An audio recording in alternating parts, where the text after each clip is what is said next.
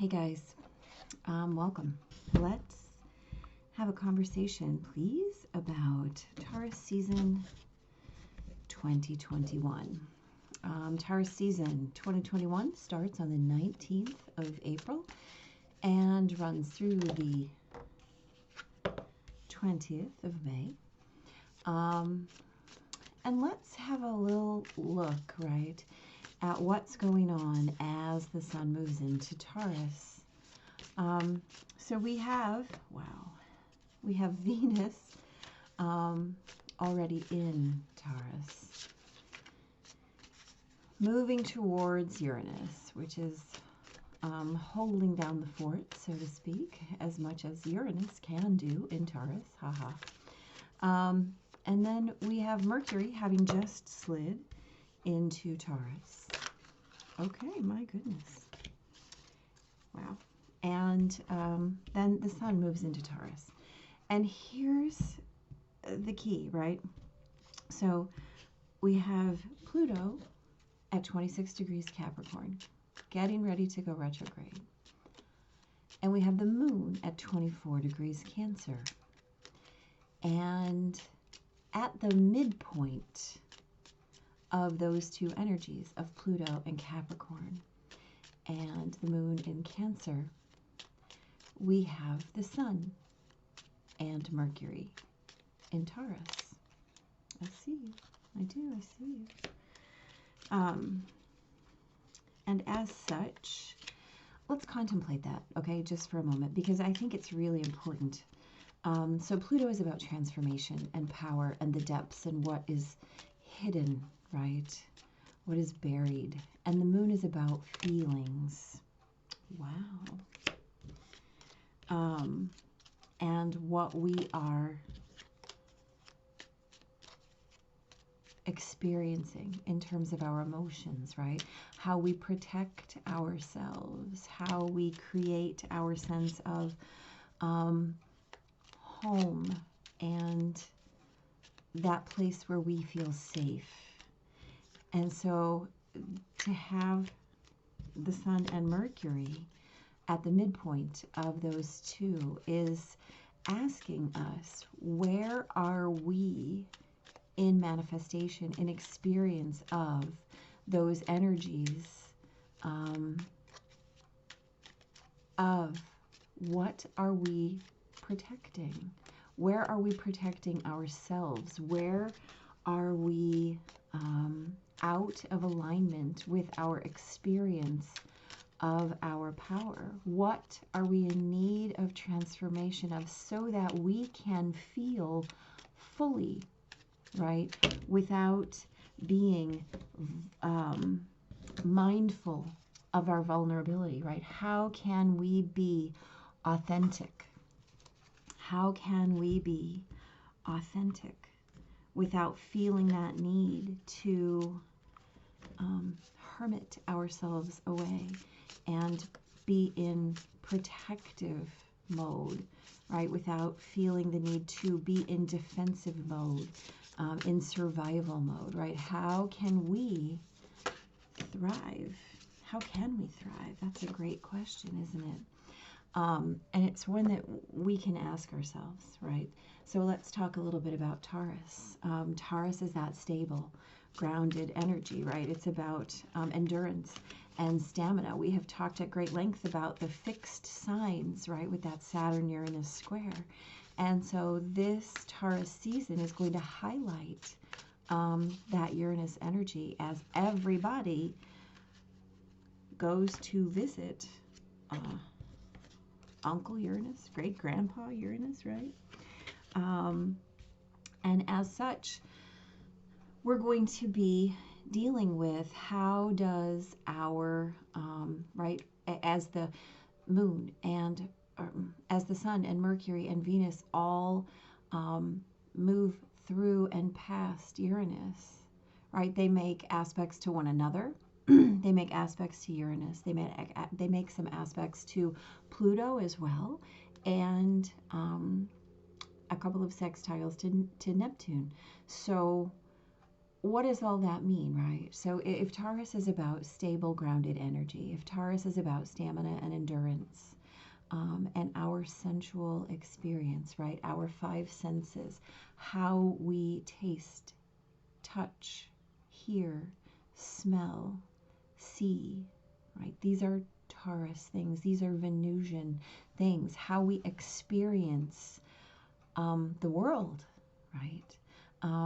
And Taurus, yes, can be stubborn and unchanging, unyielding, right? But what else can Taurus be? Firmly rooted, deep, earthy, right? Giving that exchange mechanism for resources, for nutrients, right? This is how we feed and are fed, right? Whether that is real food or spiritual, mental, emotional food, right? It doesn't just mean what we have in our pocket, right? We talk a lot about resources when we talk about pentacles, when we talk about earth signs. So as all of these energies, as the Sun and Venus and Mercury make all these aspects to Uranus, squaring Saturn, this is about how are we shifting and changing our ideas of what it means to be an experience of those things, to be in manifestation as ourselves of those resourced capabilities. What does it mean to speak ourselves into resourcedness? And how can we perhaps change our belief or our idea of those things and speak it into existence in a different way, right? These energies will be squaring Saturn and Jupiter, right? How we build our box, how we put that box into the world. Trining Pluto, allowing us to leverage our own transformational power. By the time we get to the 20th of May, your notions of who and what you are and how you wish to be in the world may be completely different, right? They may be completely different. You might be telling a very different story. So let's talk about this. So we have the Fool and the Eight of Cups. Now, this is lovely, absolutely lovely, right? The Fool is a card of faith. It's a journey of faith, right? And the Eight of Cups is that mystical quest, right? It's the walking away. It's the needing to learn in one's own experience, right? The Seven of Cups is a card of illusions and too many choices. And then to give that one cup, right, that gift of new ways to feel, well, sometimes you have to walk away to understand that this journey of faith is the only journey that matters, right? This is a journey towards self. This is a journey towards self. And they're both about how you experience the world, right? What do you actually need? What is the requirement of your resources? Nobody has packed heavy here, right? Nobody has packed heavy. We've got the little hobo bag. That's it. That's all we need is faith, right? Faith that whatever resources we require will be provided, right? That's about that shift and change in what we believe. So here we have the Empress and the Ten of Swords. I just want to say we have the Ten of Swords twice, right? So let's talk about that. The Empress is a beautiful Taurus card, right? This is about being in that action potential state, right? This is pure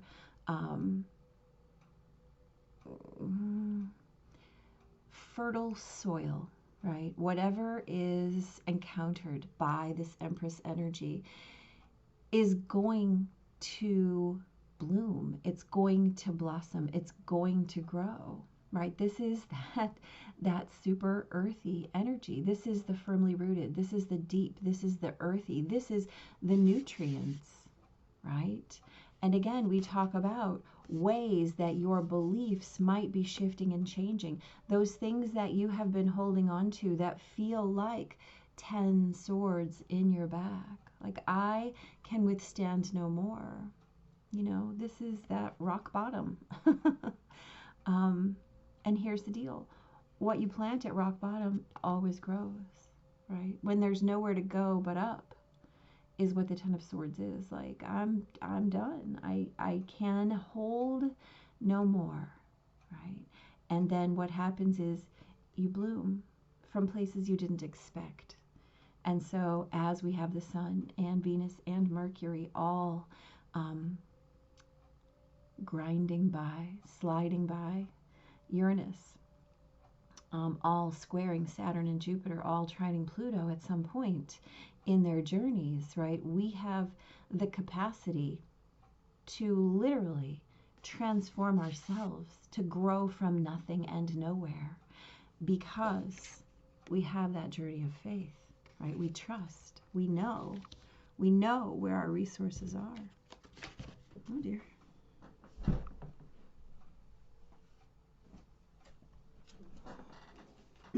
We have the Page of Pentacles and the Strength card. So Pentacles, more Taurus, more Earth energy, right? So the Page of Pentacles is about looking for that inspiration, a new way to be in your resources. And again, tangible or intangible, right? At this point, we're going to talk about this as that infusion of strength, right? We're not sure exactly what we're looking for, and we're certainly not sure what we're going to find, but we know we can't stay here, right? We cannot stay here. We cannot. And so if it takes a monumental bit of strength to inspire you on your leap of faith, well, then you have it, right? You have it with this Strength card, and you have the resourcedness with the Empress, right? The Page of Pentacles is what do you need? What do you need, right? And so let's examine the question of want, need, and desire, right? What do you want? Well, what you want is your ego self, right? What you need is always provided for you. What do you desire? Right? What do you want? What do you need? What do you desire? Well, what you desire is your heart's desire. If you trust that what you need is always provided and what you want could be irrelevant, consider the Sun and Venus and Mercury, right? The Sun is that want. What do I want? Venus, what do I desire? Mercury, what do I need? Right? I can talk about what I need, but my heart, my Venus, is what I desire. And as we enter Taurus season, with the Sun and Mercury at that midpoint of Pluto and the Moon, again, we talk all the time here about what we desire, right? You have the strength to get that. So again, we have the Ten of Swords. We've got that point of, it's a little too much for me. I can't really, I must change. Something must change, right? With all of those Uranus contact points. We've got the Knight of Swords, right? The Knight of Swords. The Knight of Swords is a shift, a change, a movement in your ideas. And it is no accident that we have the Ten of Swords here twice, and then the Knight, right? The Knight is our final card in this set.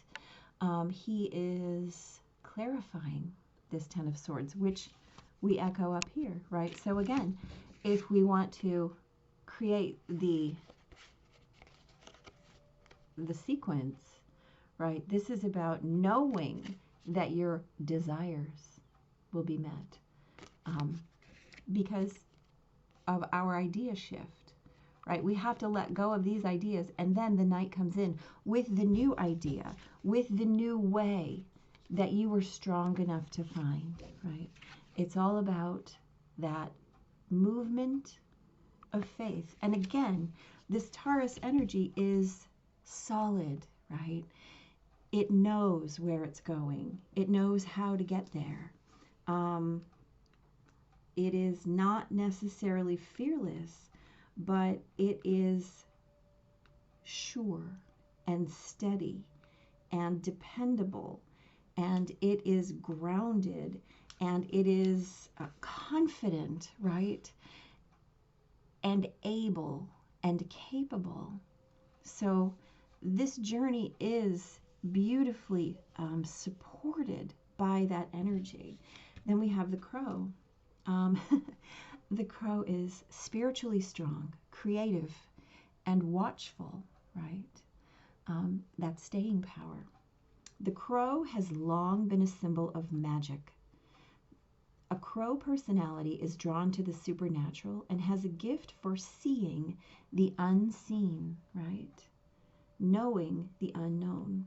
It is said that the crow holds within its mind's eye the three realities: past, present, and future. Want, need, desire, right? Your wants are in the past because they're based on what you had, an idea that you're holding in your mind. Your needs are in the present because what you need is right here and right now, right? And what you desire is a future, what you desire, right? Wants and needs and desires are timely energies, past, present, future. Crow energy is potent, right? And should only be tapped when the mind is clear. Those with crow tendencies must balance their lives with a healthy diet, joyful friends, and regular self-study, right? So this is very much that Taurus energy. And of course we have show me, right? I mean, Taurus is about the 3D. It is about that grounded, earthy presence. It is about where am I, right? What do I have?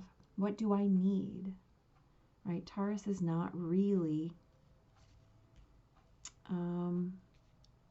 in the ideas. Only they hold on to ideas from the past, right? This Taurus season, like I said, Sun, Venus, Mercury, all conjuncting Uranus, all squaring Saturn and Jupiter, all trining Pluto. We have the power to shift and change our present, right? Our needs, which will ultimately shift our future, our desires. And as we bring ourselves into this awareness, right, we're able to release all of these old limiting beliefs and step into this fullness where everything that we desire is ours, right? Simply for show me, right? Yes. Sink into your roots, right? When in doubt, come back to your breath, come back to your body. We'll talk more, right? Big blessings.